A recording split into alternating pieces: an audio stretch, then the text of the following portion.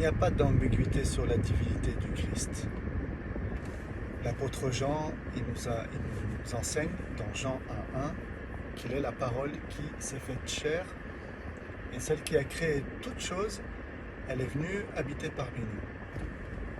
Jésus lui-même, la cohorte, quand elle vient le chercher au jardin de Gethsémane, 2 fois de suite, il dit « Nous cherchons Jésus de Nazareth ».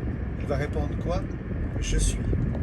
Bien sûr, sur les traductions, Louis II, etc., vous allez en voir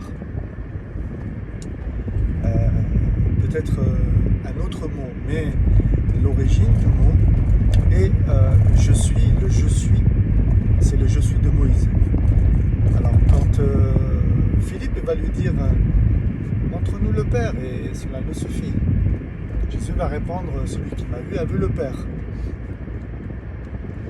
Quand il parle aux pharisiens, et il va leur dire avant qu'Abraham fût, donc il y a un des pharisiens, il va lui dire tu n'as pas 50 ans et tu as vu Abraham, etc.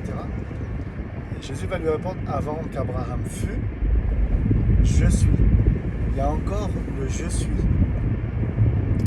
Le Seigneur, il va marcher sur l'eau. Et concrètement, essayez de le faire.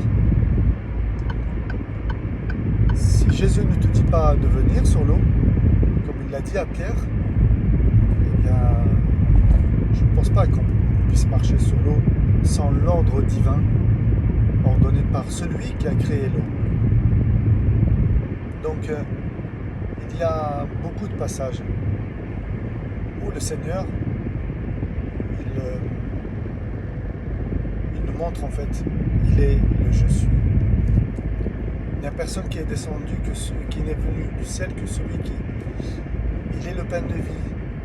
Moïse ne nous a pas donné la manne qui vient du ciel. Je suis la manne qui vient du ciel. Donc, aucune ambiguïté sur la divinité de Christ. Jésus, il était dans la chair, l'expression parfaite de la Torah, accomplie. Et